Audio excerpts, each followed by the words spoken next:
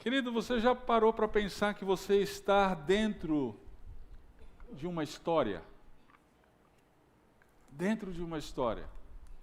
Não é só a história da sua vida. Normalmente, a gente pensa somente nessa questão, da história da vida da gente. Eu nasci, cresci, estou aqui em Indaiatuba, então as coisas estão acontecendo na minha vida, e aí as coisas estão se desenrolando. Tá, joia. Eu quero encorajar você nessa noite a pensar em algo maior do que você. A pensar em que você está dentro de uma história maior. E essa história maior não é a história somente de Indaiatuba. Envolve também. Não é a história somente do Brasil. Envolve também. Mas é a história de toda a humanidade. A história de toda a humanidade que está dentro do plano redentor de Deus. Você já pensou nisso? Existe algo maior do que eu e você acontecendo. Nós estamos, a nossa vida faz parte de algo muito maior. É exatamente o que nós vamos ver hoje. Abra sua Bíblia em Daniel, capítulo 2.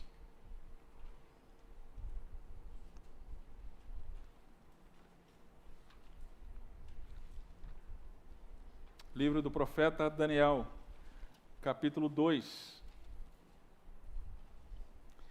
Começamos a exposição de Daniel no domingo passado, domingo à noite, estamos expondo todo o livro. Então, você está convidado a fazer parte dessa grande aventura que é a exposição do livro de Daniel.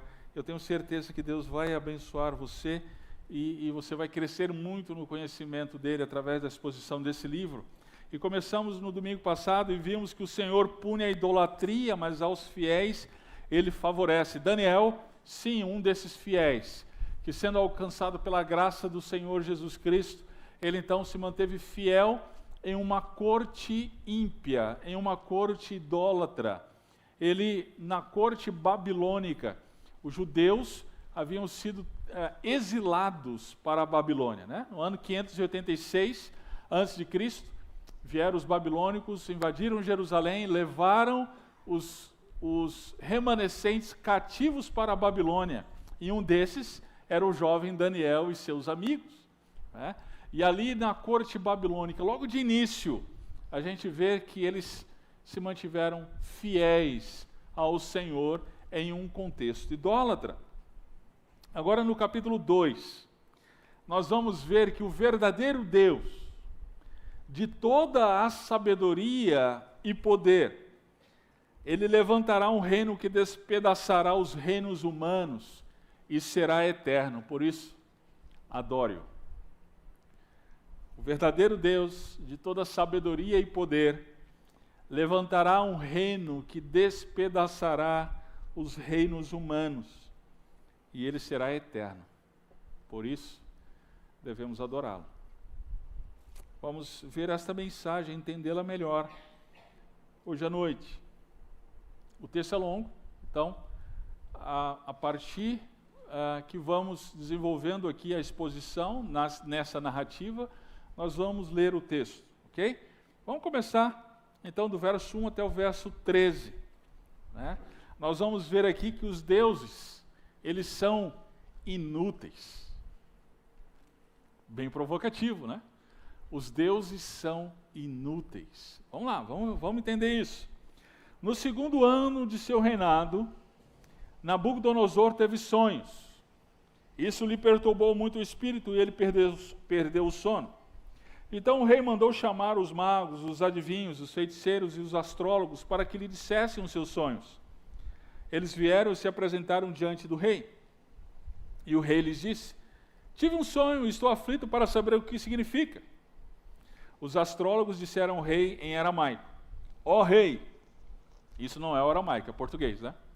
Mas está valendo. Vive eternamente, conta o sonho a teus servos e daremos a interpretação. O rei lhes respondeu: este é o meu decreto.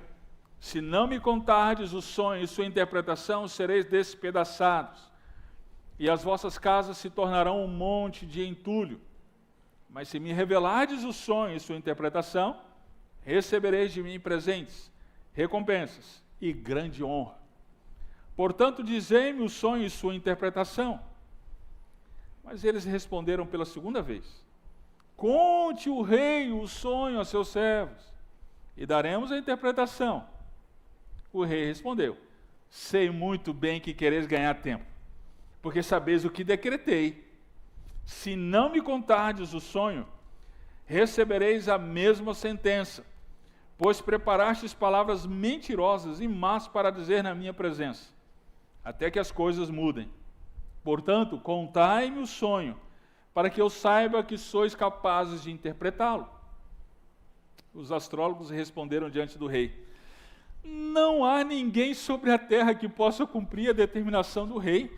Nenhum rei, por grande e poderoso que fosse, jamais exigiu de um mago, adivinho ou astrólogo algo parecido com isso. O que o rei exige é difícil e ninguém é capaz de declará-lo ao rei, senão os deuses que não moram junto aos mortais. Então o rei se irou muito e se enfureceu e ordenou que matassem todos os sábios da Babilônia. E saiu o decreto, segundo o qual deviam ser mortos os sábios. Daniel e seus companheiros foram procurados para serem mortos. Que coisa! O rei, imperador, ele era o imperador da Babilônia, mas a Babilônia era o grande império da época, então dominava os reinos. Esse homem vai dormir uma bela noite e ele tem sonhos. E esses sonhos parece que se resumem em um só. Pode ser que eles tenham se repetido várias vezes. E aí, de maneira que isso perturbou demais o imperador Nabucodonosor. Ele fica tão perturbado que ele não consegue mais dormir. Então, o que ele faz? Ele manda chamar os magos, os adivinhos, os feiticeiros, os astrólogos, para que dissessem a ele. E aqui é bem interessante, tem um detalhe diferente. Eles não iriam só interpretar, eles teriam que contar o sonho. Teriam que contar o sonho. Não se sabe exatamente por que Nabucodonosor ele fez essa exigência. Pode ser que de repente ele ficou tão perturbado, que esqueceu o próprio sonho, né? Mas tudo indica que ele desconfiava dos astrólogos.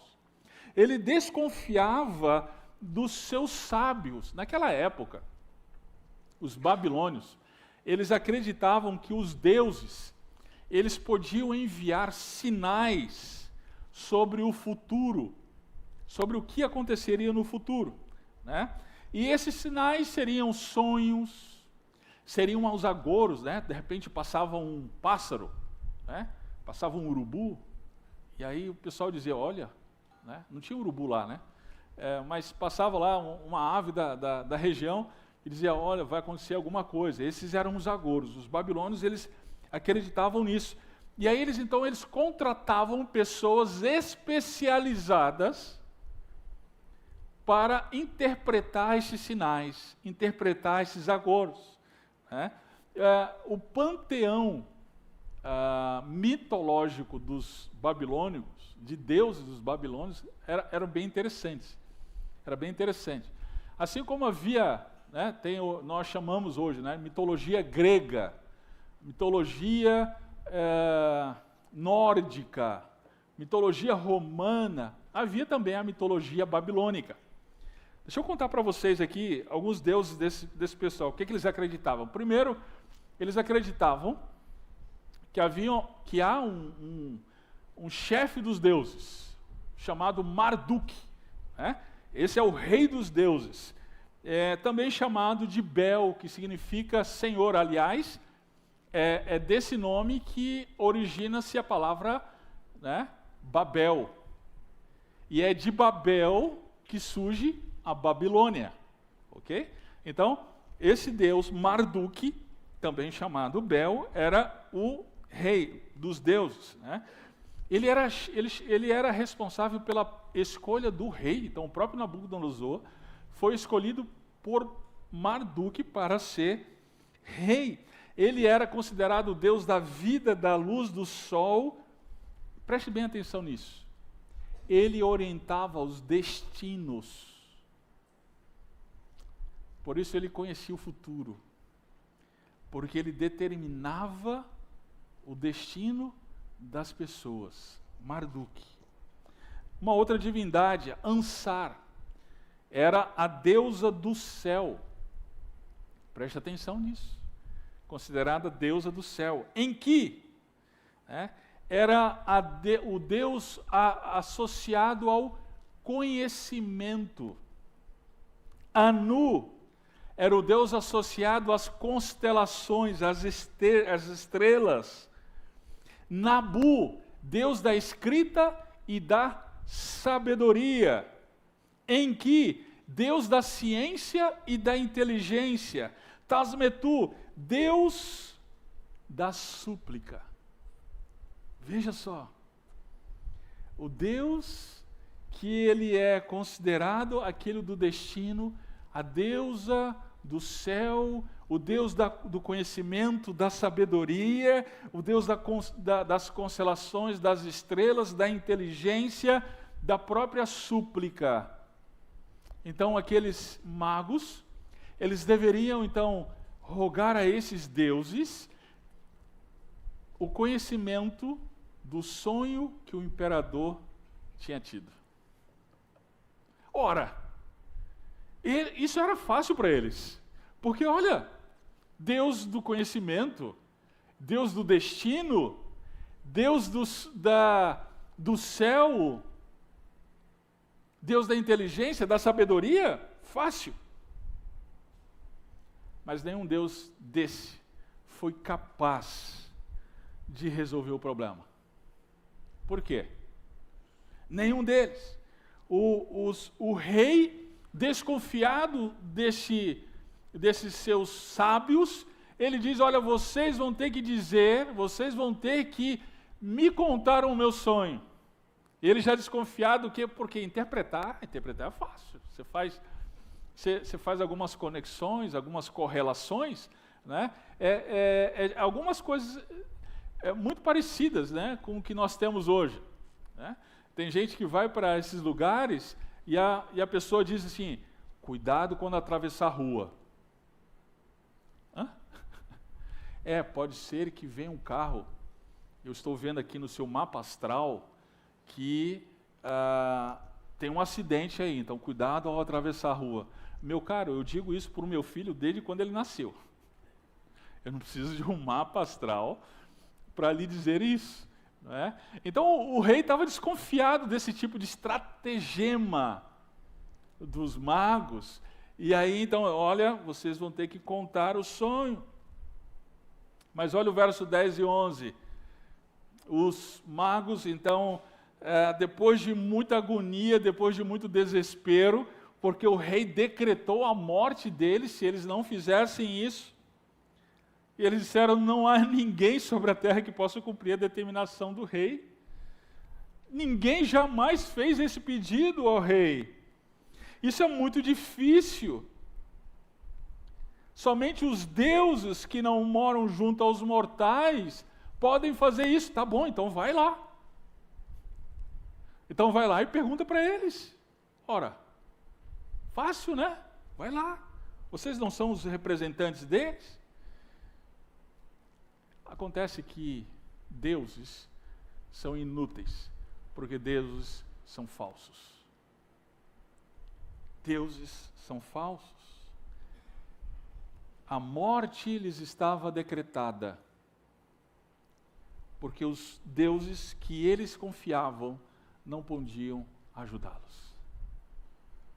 Não podiam mover sequer um dedo para ajudá-los. Queridos, existem muitos deuses nos nossos dias também.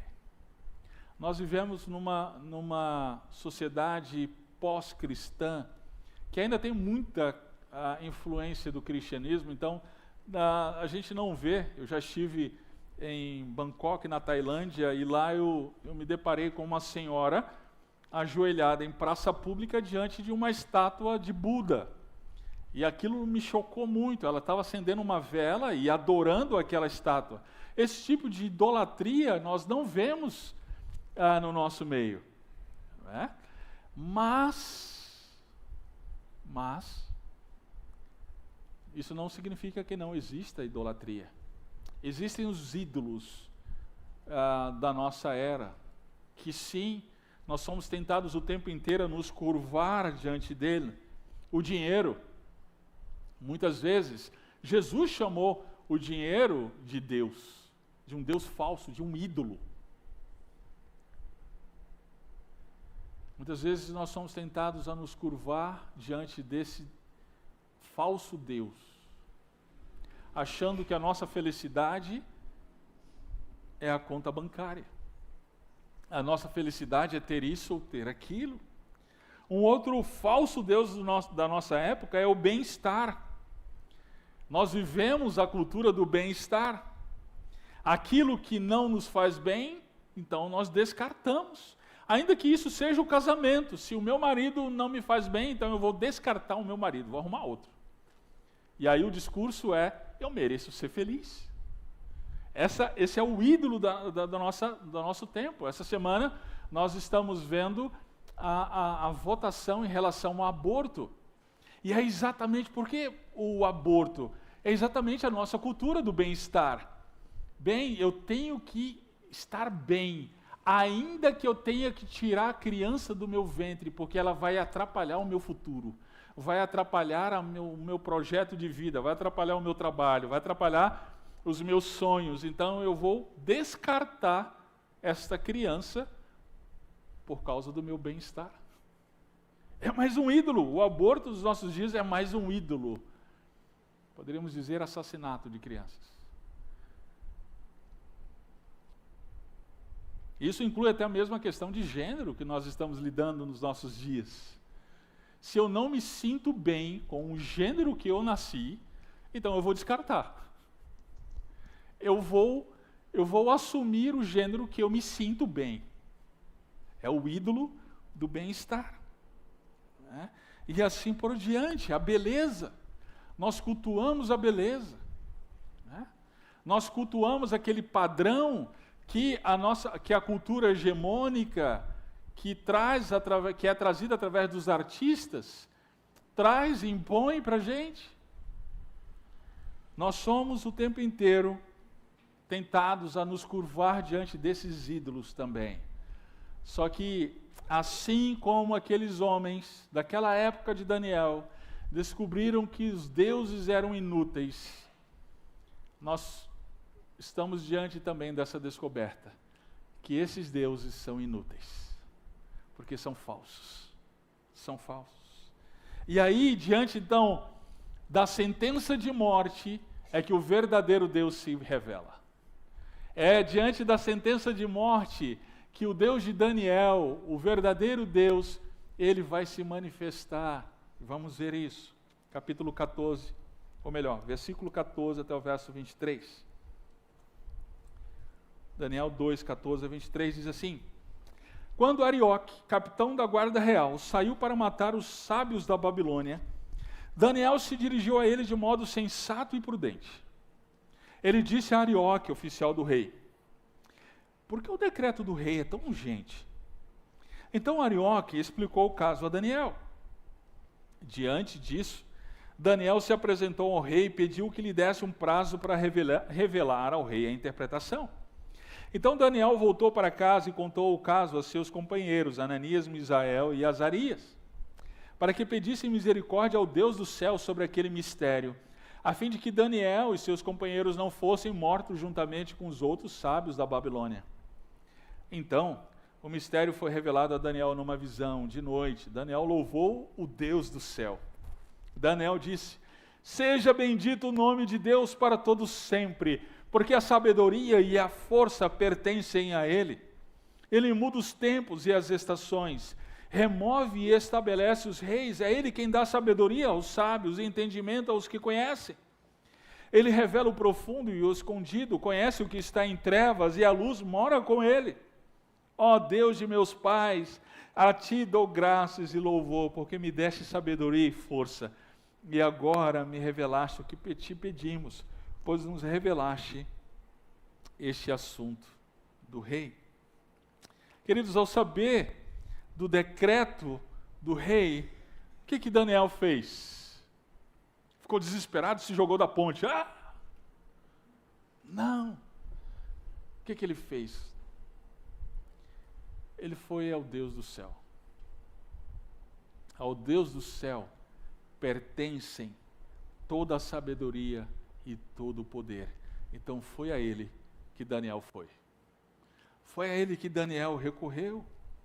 Ele vai ao capitão da guarda, e aí, Arioque, e aí procura saber o que está acontecendo, e ele fica informado, e ele vai ao rei, e ao rei, então, ele pede um tempo para trazer a interpretação. E aí, nesse tempo, ele vai até os seus amigos. Verso 17, Ananias, Misael e Azarias. E juntos ali tem uma reunião de oração. Eu acho que era uma reunião de quarta-feira, gente. Eu acho que era uma quarta-feira, 7 horas da noite. Eles estavam lá, então, naquela roda que a gente faz. E aí, de repente, chega então Daniel e seus amigos, senta na roda e fala, gente, seguinte, eu tenho um pedido de oração. E aí coloca a situação ali. O fato é que ele se juntou aos seus amigos e ali eles oraram, porque eles creram no Deus, no verdadeiro Deus, que é dono de toda a sabedoria e todo o poder. Meu querido, você, diante das aflições, das dificuldades da vida, das sentenças de morte que nós recebemos, você tem se juntado a irmãos, você tem se juntado à igreja e orado. Você pode dar um glória a Deus pela igreja a qual você pertence, porque você pode estar junto com irmãos e contar com esses irmãos nesses momentos de dor, de aflição, de angústia, e dizer, gente, vamos orar. Eu preciso aqui de vocês, vamos orar, a sentença foi dada. Vamos orar por isso. Sim, Daniel podia contar com esses irmãos. Meu caro, não se isole. A cultura individualista de hoje, ela tem feito membros de igreja apenas frequentadores. Pessoas que vêm a uma igreja como se vai ao supermercado, se serve de algo e vai embora. Esse não é o propósito de Deus para a sua vida. O propósito de Deus para a sua vida é que você tenha vínculo. O propósito de Deus para a sua vida é que você pertença ao corpo de Cristo, e esse pertencimento faz com que você ore por quem está aflito, e alguém ore por você quando você está aflito, e na alegria se alegram juntos. Esse é o propósito de Deus para a nossa vida. Mas aí Daniel, ele foi então aos seus amigos. É interessante que, eu gostaria de chamar a atenção aqui, que aqui eles são chamados pelos nomes reais deles, os nomes de origem, os nomes israelitas. Nós vimos no capítulo 1, eu passei rapidamente para poder me deter aqui. Os nomes deles, quando eles foram para a corte babilônica, foram mudados para Beltesazar, Sadraque, Mesaque e Abdenego. Né? Esses nomes, eles correspondiam às divindades babilônicas. Né? Por exemplo, Marduk, Bel e Nebo correspondia aos nomes dos amigos de Daniel. Eram como se eles como se a eles, o que de fato foi, fosse imposto a adoração a esses deuses. Né? Mas olha o significado dos nomes deles, o significado israelita. Daniel, Deus é meu juiz. Ananias, o Senhor é gracioso. Misael, quem é como Deus? Misael, ou Azarias, o Senhor é ajudador. Olha que incrível. Agora eles são chamados pelo nome deles de origem, nome israelita, porque remontava a Yahvé, ao Deus verdadeiro, que é ajudador, que é juiz, que é gracioso. E é exatamente a Ele, esse Deus verdadeiro, que os amigos de Daniel buscam. E aqui nesse texto, mais uma coisa para te chamar a atenção. Deus é chamado de Deus do céu. Lembra que uma das divindades dos babilônicos, como eu me referi, era chamada de Deus do céu? Pois é. Daniel aqui, ele traz a realidade que o verdadeiro Deus do céu é Yahvé, o Senhor dos senhores. Esse título se repete por 5 vezes, aqui no verso 18, no verso 19, no verso 28, no verso 37 e 44. Os babilônios, eles adoravam falsas divindades, e através dessa situação, Deus está se mostrando a eles e também a nós, que Ele é o verdadeiro Deus do céu, que comanda todas as coisas, que é soberano sobre todas as situações. E de fato, foi o que aconteceu. Deus, ele revelou o sonho a Daniel, e Daniel louvou ao Deus do céu. E esse louvor é bem interessante, a partir do verso 20. Ele diz: seja bendito o nome de Deus para todo sempre. Por quê? 2 coisas. Porque Ele sabe todas as coisas, e porque a Ele pertence todas as coisas, ou pode todas as coisas. Louvado seja o Senhor, porque o Senhor é Deus verdadeiro. Aqueles deuses, eles não podem nada, porque eles são falsos. Mas o verdadeiro Deus, por ser verdadeiro, Ele sabe todas as coisas e Ele pode todas as coisas. Queridos, como povo de Deus, nós somos peregrinos nesse mundo. Em um certo sentido, nós também estamos exilados. Assim como o povo de Israel estava na Babilônia, na corte babilônica, nós também estamos na corte babilônica. Nós estamos nesse mundo e esse mundo jaz no maligno. Há um sistema mundial pecaminoso que se levanta contra os filhos de Deus. Nessa ocasião, nós precisamos nos lembrar que o nosso Deus é o verdadeiro Deus, que sabe todas as coisas e pode todas as coisas. Meu querido, eu quero encorajar você a confiar e continuar confiando no Deus que sabe tudo e pode tudo. Esse é o Deus de Daniel. Seja grato por fazer parte do povo desse verdadeiro Deus, que sabe tudo e pode tudo. Na sequência da narrativa, verso 24 ao verso 45. Vamos lá, diz assim: Então Daniel foi falar com Arioque, a quem o rei havia constituído para matar os sábios da Babilônia. Ele entrou e disse-lhe: Não mates os sábios da Babilônia. Leva-me à presença do rei e lhe darei a interpretação. Então Arioque levou Daniel depressa à presença do rei e disse-lhe assim: Achei entre os exilados de Judá um homem que revelará ao rei a interpretação. O rei respondeu a Daniel, cujo nome era Beltesazar: Podes me revelar o sonho que tive e a sua interpretação? E na presença do rei, Daniel respondeu: O mistério que o rei exigiu, nem sábios, nem adivinhos, nem magos, nem prognosticadores lhe podem revelar. Mas há um Deus no céu que revela os mistérios. Ele revelou ao rei Nabucodonosor o que aconteceu nos últimos dias. O sonho e as visões que tivesse quando estavas deitado são estes. O rei, quando estavas deitado, ó rei, quando estavas deitado, o teu pensamento se voltou às coisas futuras. Aquele que revela os mistérios te revelou o que acontecerá.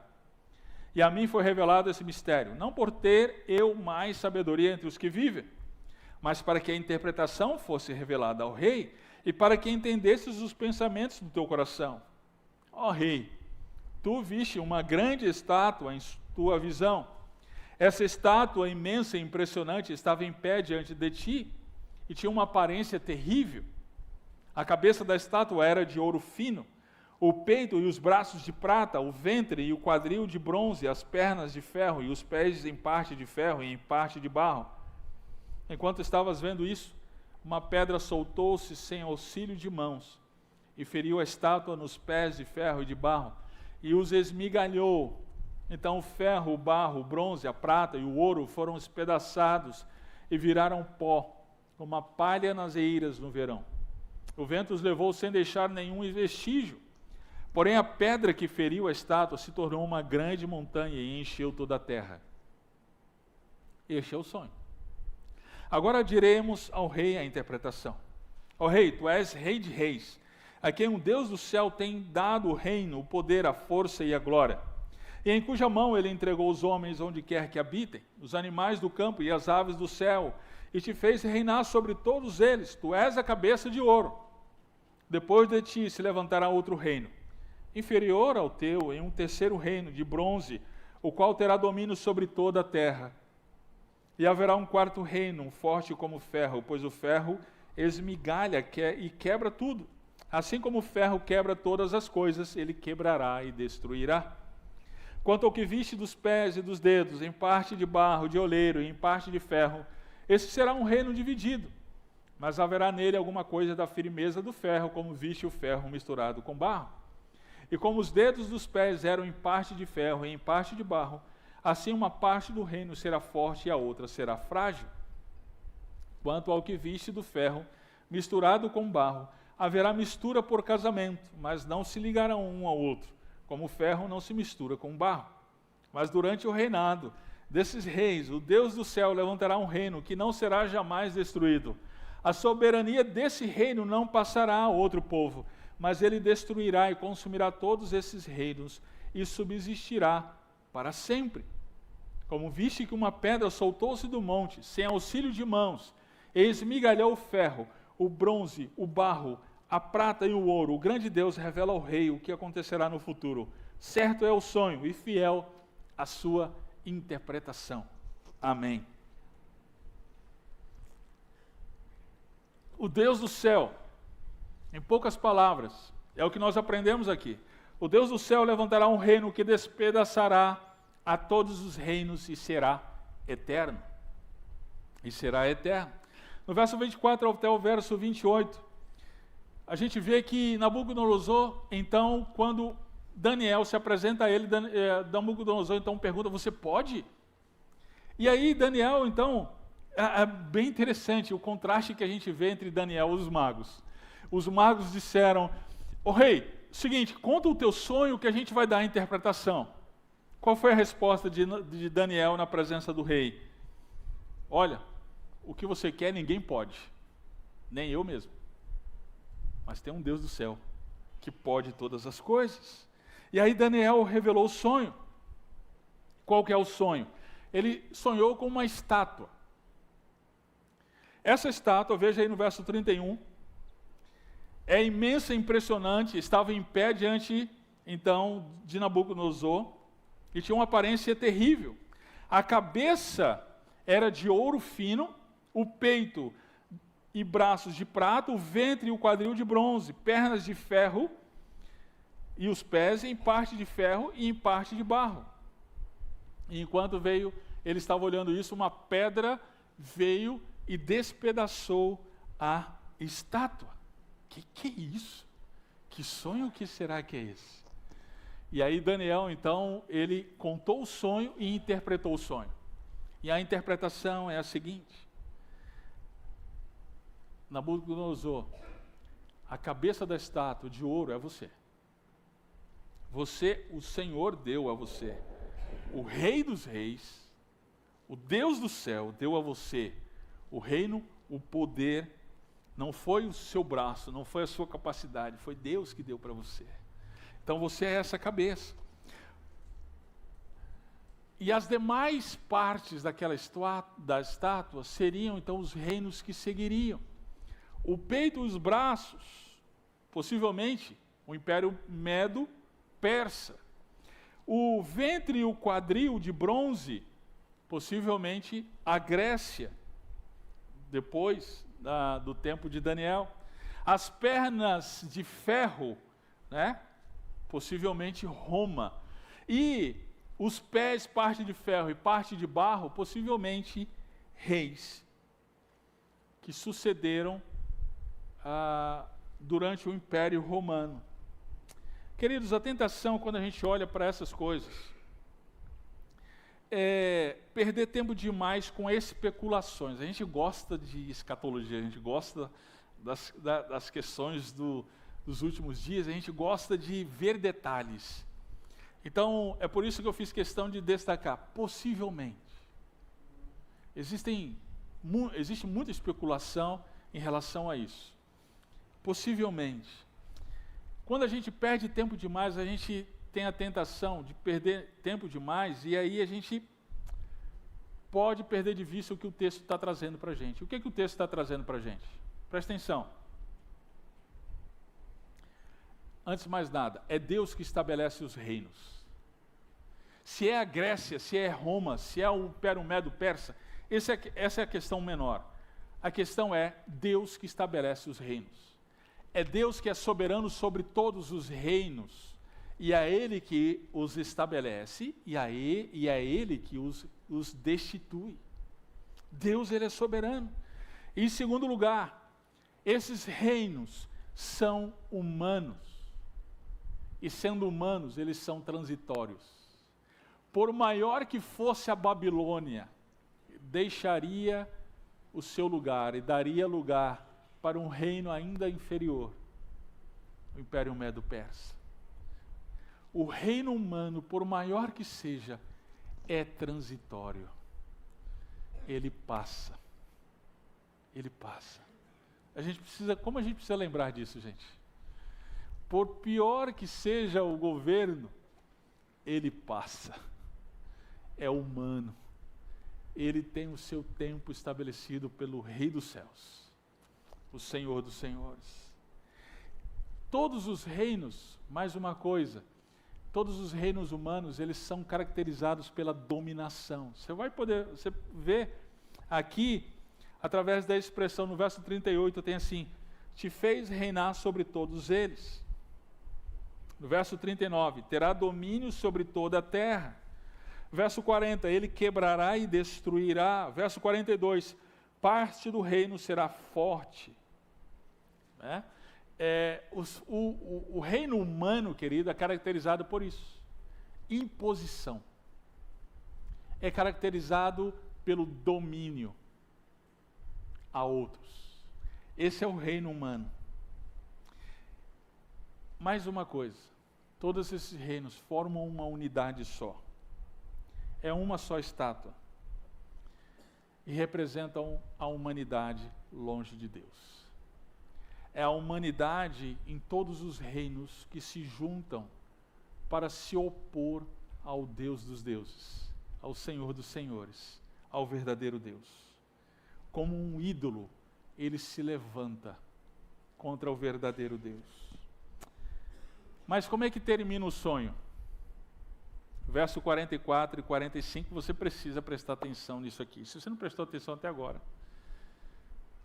você precisa prestar atenção. Olha o que vai acontecer. Durante o reinado desses reis, o Deus do céu levantará um reino eterno que subjugará todos os reinos, que vai dominar a todos os reinos. Verso 44, virá um reino que é levantado pelo Deus do céu. É aquela pedra. Por que é levantado pelo reino do céu, pelo Deus do céu? É uma pedra que se desloca da montanha, essa montanha é Deus. E ela se desloca sem mãos humanas. É Deus que faz isso. Então essa pedra vem e ela despedaça a estátua. Né? E verso 35, lá antes, dá uma olhada lá. Ela se tornou uma grande montanha e encheu toda a terra. Perceba, é uma pedra no começo pequena, mas ela se torna grande e enche toda a terra. Verso 44, ele será soberano, destruirá todos esses reinos e será para sempre. Qual é o sonho de Nabucodonosor? Virá um reino que despedaçará todos os reinos humanos. Nabucodonosor estava vendo em sonho o futuro. Ele estava vendo em sonhos, o Deus verdadeiro deu para ele, para que ele visse o que estava por vir. E o que estava por vir? Que reino é esse? Que reino seria esse que viria e despedaçaria todos os reinos humanos? Abra sua Bíblia em Mateus capítulo 4, verso 17.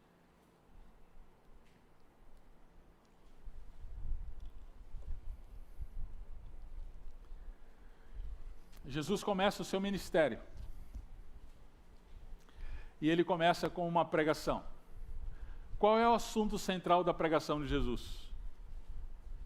Está aí, nesse versículo. Mateus 4, 17. Arrependei-vos. Por quê? Veja na sua Bíblia. Por quê? Porque o reino do céu chegou. A profecia se cumpriu. O sonho de Nabucodonosor, 500 anos antes de Jesus, ele se cumpriu. O reino do céu chegou. Ele foi inaugurado pela vinda do rei. O rei do reino de Deus, Jesus Cristo. Sendo Deus, ele se fez homem e habitou entre nós. E ele trouxe o reino até nós. Peraí, mas esse reino despedaçou tudo. Calma. Lembra que no começo era uma pedrinha, mas ele se tornou grande e encheu toda a terra. Queridos, o reino de Deus foi inaugurado por Jesus Cristo. Nós fazemos parte do reino de Deus. E haverá o dia em que esse reino se manifestará em glória. E todo olho o verá. E ele vai subjugar a todos os reinos humanos. Queridos, nós temos aqui então o contraste entre dois reinos. O reino humano que domina, o reino humano que impõe a força, o reino humano que é transitório, o reino humano que se desfaz quando o outro reino chega, o reino de Deus. Este é poderoso, todo-poderoso, despedaça o reino humano e será para sempre. De que reino você é súdito? De que reino você é? Você é daqueles que se curvam aos falsos deuses e, portanto, você é o rei, é do reino humano? Ou você tem se curvado ao verdadeiro Deus e, portanto, você é súdito do reino de Deus? É o choque entre dois reinos, queridos. Não dá para a gente fugir disso. Ou a gente se curva a um, ou a gente se curva ao outro. Acontece que se a gente se curva ao Deus falso, aos deuses falsos, ao reino humano, a gente rejeita o Deus verdadeiro. E eu espero que você, nessa noite, se curve ao verdadeiro Deus, Jesus Cristo, nosso Rei e Salvador, que trouxe o reino para nós. E aí a cena final é incrível. Olha o verso 46 a 49. Então o rei Nabucodonosor caiu com o rosto em terra e reverenciou Daniel. E ordenou que lhe trouxesse uma oferta de cereal e incenso. O rei respondeu a Daniel: verdadeiramente o vosso Deus é Deus dos deuses e o Senhor dos reis, e o revelador dos mistérios, pois puseste revelar este mistério. Então o rei exaltou Daniel, lhe deu muitos presentes especiais, e o pôs por governador de toda a província da Babilônia, e também o fez chefe principal de todos os sábios da Babilônia. Deus é o verdadeiro Deus, e por isso deve ser adorado. É incrível contrastar o início dessa narrativa com o final da narrativa. Como é que começou a narrativa? Você lembra? O imperador, sentado em seu trono, decretando a morte. Vocês terão que me revelar o sonho e me interpretar o sonho, porque se vocês não o fizerem, vocês morrerão. Como é que termina aqui a história? O rei prostrado diante de Daniel. O que aconteceu? O Deus do céu, o verdadeiro Deus, se levantou do seu trono e se manifestou àquele homem, mostrando que ele é meramente homem. Querido, diante da revelação do verdadeiro Deus, diante da manifestação de quem de fato é Deus, e que nós somos meramente homens, nós devemos nos prostrar diante do verdadeiro Deus. Nos prostrar e reverenciar o verdadeiro Deus. Confessar o verdadeiro Deus e dizer: só tu és Deus. Eu sou meramente humano. O verdadeiro Deus, aquele que tem toda a sabedoria e poder, ele levantará um reino que despedaçará todos os reinos e será eterno. Então, adore ao Senhor. Eu comecei a pregação dessa noite chamando a atenção para o fato de que nós estamos dentro de uma história maior do que é a nossa história. Meu querido, você está dentro da história que o Rei dos Reis, Senhor dos Senhores, verdadeiro Deus, planejou para toda a humanidade, a história da redenção. Nessa história viria o reino trazido pelo verdadeiro Rei, o Senhor Jesus Cristo. Ele veio, mas ele não veio para impor, ele não veio para dominar, ele veio para salvar. Ele veio para redimir a mim e a você, a redimir o seu povo.